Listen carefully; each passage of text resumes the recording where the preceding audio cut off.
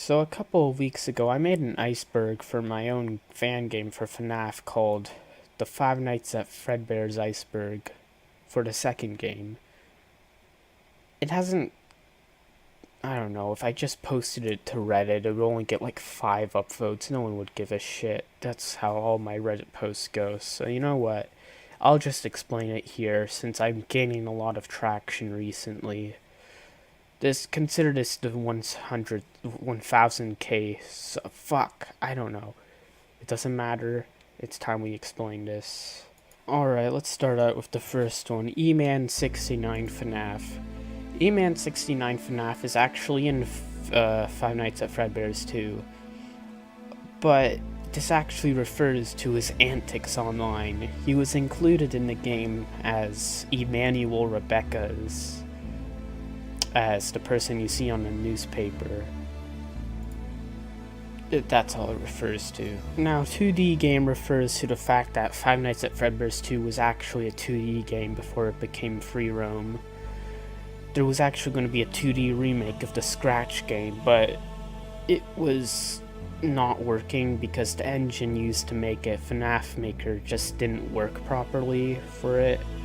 And it never got an update where I could compile a build, so I just ended up just going in Unreal Engine and making this game. Now here's an interesting one. Beta Spring Freddy. Back in the beta, Spring Freddy would, it actually had different textures because I didn't have the proper ones at the time. And this can actually be seen in some of the posters. Some of the promotional ones too. Other than that, that's all that it refers to. It's not like he had some special ability. He's pretty much just Spring Bonnie with a different voice. Playground refers to the indoor playground inside the Fredbears restaurant. Nothing really that special or creepy. Ragdolls just refers to the ragdolls found on the beach on the first flashback night. Spring Bonnie's mask coming off refers to when Spring Bonnie jump scares you or runs after you, his mask will come off and go back down. Pretty spooky. The VHS tapes are hidden tapes you can find throughout the game. There's nothing much else to say other than they're VHS tapes. And you can watch them. And they have pretty disturbing things.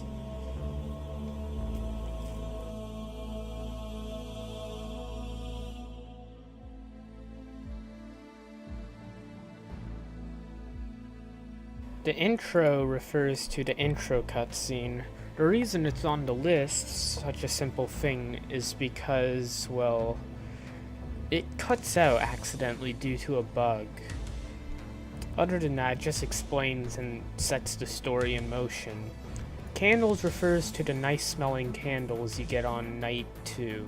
It was actually supposed to happen on night 3, but I accidentally screwed up the call order. So, because the calls are actually not, they're completely improvised. So that's what it means. These candles actually do have mystical properties that allow you to reveal something. DL7 refers to Spring Chica, or the spring-locked version of Spring Chica. She is the final boss of the game. Nightmares refer to the nights where you are in pretty much turmoil in these red rooms, sort of. But you go against the devil versions of the animatronics because you're having a nightmare. Hidden endoskeleton refers to an Easter egg you can find on night 2. Or was it night 1? I don't remember, but pretty much you can find a endoskeleton inside the playground ball pit. To find the Easter egg, you just have to throw a certain ball into the basketball hoop and an endoskeleton will pop out. Porn star in the... Okay, so this refers to one of the newspapers that shows E-Man's mother. It's actually just a screenshot from a a certain XSplit video. I don't know why I added this. I just want it to be funny. And no one would know anyways unless I'd said anything, because it doesn't look like it anyways. The basement refers to the secret ending level that you can access with the keypad on night 6. In this place you can find a lot of things, but it's pretty much a storage facility where you have to escape from. And it's pretty much the final level of the game. Spring Endo. This refers to the Spring Endo animatronic, or the prototype Endo. He pretty much, the reason why he's on the list is not because of the way Sid will pronounce him and say Spring Endo and think it's super funny to say. It's actually because the reason why Spring Endo's on the list is because his unique properties to blind the player. And how he achieves this. It's really not known how this is done, because how could an animatronic blind you in the way it does and make your eyes show static? Something to theorize about.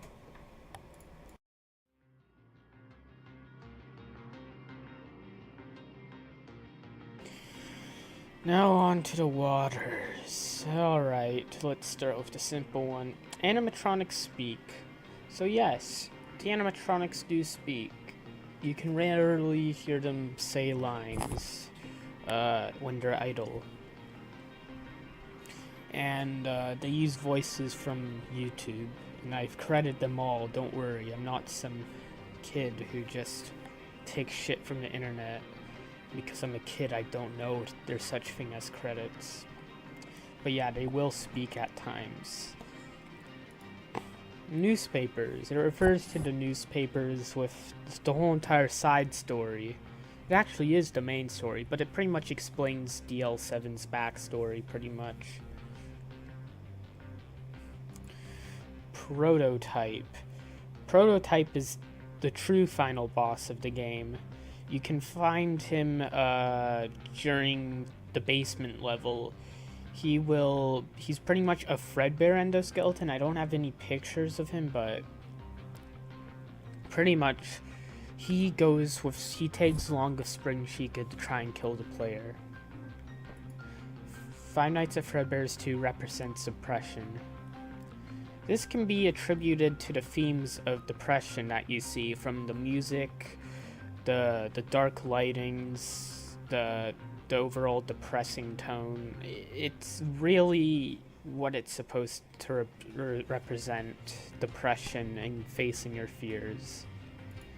Golden Freddy is disabled. Now, Golden Freddy in this game is actually disabled. No, not AI, he's actually physically disabled.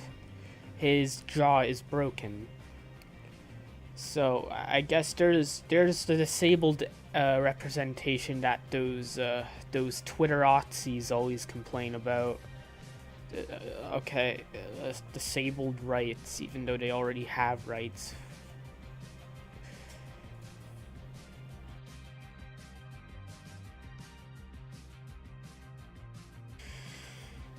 Here's the deep waters. Okay, it's all a dream.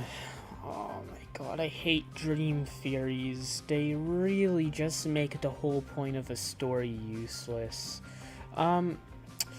There's just a theory that went around that the whole entire game was a dream because of the nightmare sections and some real dumb oddities that were just game bugs. No, it's not a dream. It's actually canon within the universe. It's all fucking real.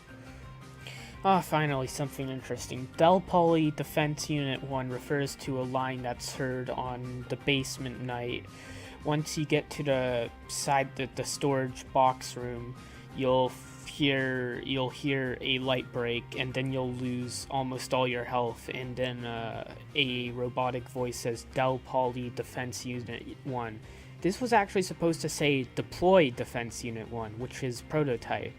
The reason it doesn't say that is because I don't know how to spell deploy. properly because I'm autistic, retarded, and everything else. So, yeah, pretty much it's a mistranslation, but it came out kind of funny. Spring Chica refers to not DL7, but the fact that Spring Chica was actually going to originally appear in the game as an unwithered form of DL7. This never made the cut because I couldn't figure out how to make a proper model of DL7 that was, well, unwithered properly. So instead I just wanted to get the game out, so I just went with a more yellow golden colored Spring Chica to represent the unwithered DL7. Burning House refers to the ending of the game where Jake shoots the gas barrel, blows up DL7, and that's how she becomes green, because it's a flashback night. But it's really nothing big. I should have put it very higher since it's kind of the ending of the game. But considering not a lot of people have actually played it, I don't know. Nightbear is haunted. This refers to the fact that Nightbear is actually haunted by Emmanuel. This is actually true, but I never got to explain this yet. After E-Man was molested and killed, he actually went on to possess Nightbear. Though Nightbear has the ability to have his teeth and eyes glow in the dark, when it happens on the later nights, that's being done out of possession, not by itself. So despite the fact that his mother is now spring-locked, he still isn't at rest, which says a lot. Now finally, Jake's nightmares are hell.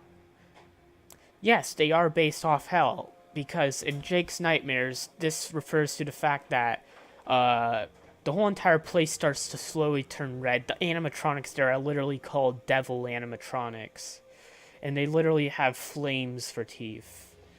Other than that, it's pretty much nothing special, but it's pretty scary to think about it, especially that he'd be in purgatory for doing nothing wrong in his own dreams. Alright, DL7 stalks you. This refers to the fact that throughout the nights you can actually find DL7 stalking the player in various hidden locations. Actually pretty scary, not a lot of people know about this. Scary sounds. Some animatronics will admit scary sounds. Nightbear will actually admit sounds that come from the PlayStation 1 error screens, like Peaceful Harmony, and there's also a hijacking audio in him. These are very rare, but they more commonly play in the first game, Five Nights at Fredbears. And I added them for like very scary audio, kind of like in FNAF 1. DL7 is a rapist. This refers to DL7's backstory of raping and molesting her own kid. Yeah, and killing her own kid, Emmanuel Rebecca's, and then she gets spring-locked. Disturbing secret ending. This isn't true. This was a rumor created by some people. There is no disturbing secret ending. There's only 2 endings. There are a few secret endings for Five Nights at Fredbears 3 I'm working on right now for the 3rd game, but not exactly yet. Do I have it all sorted out? Actual audio of death. This refers to the rare occurrence where you can find the Trans 6 skull from Half-Life 2 beta in Five Nights at Fredbears 2. That's actually a distorted recording of a astronaut burning up in space. Distorted. Now, the thing is, it's highly debated if that audio is real or not, because there's a lot of, it's not really following Soviet protocols from the 60s or anything like that. But it's still creepy nonetheless that this could actually be an actual audio of death that's found. real dead body photos. This isn't fucking true. Now, I will admit, I did look at real dead body photos for inspiration when it came to making DL7. But there is no dead body photos in the game. This isn't true at all. Now, so there we go. So that was the Iceberg. Now, a lot of this stuff may seem vague or not a lot of video proof. And that's the thing. If you want video proof, why don't you go fucking play the game and find it yourself? Because a lot of this shit is easy to find. Most people don't know about it because my game is so underrated, nobody has fucking played it. Alright?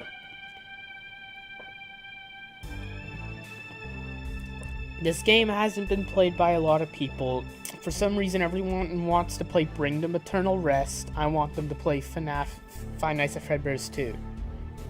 Why? Because I actually put a lot of work in this game. It took 3 months to make, alright? And it's very criminally underrated. Not a lot of people have actually seen how fucking awesome it is. So I made this fucking Iceberg to explain some of the cool shit that happens in the game. So other than that, there's a lot of stuff I have to work on. This video took the whole entire day to make. I actually am confused on what I'm doing right now, so I'll see you peeps later. See ya. Thanks for watching. Like and subscribe.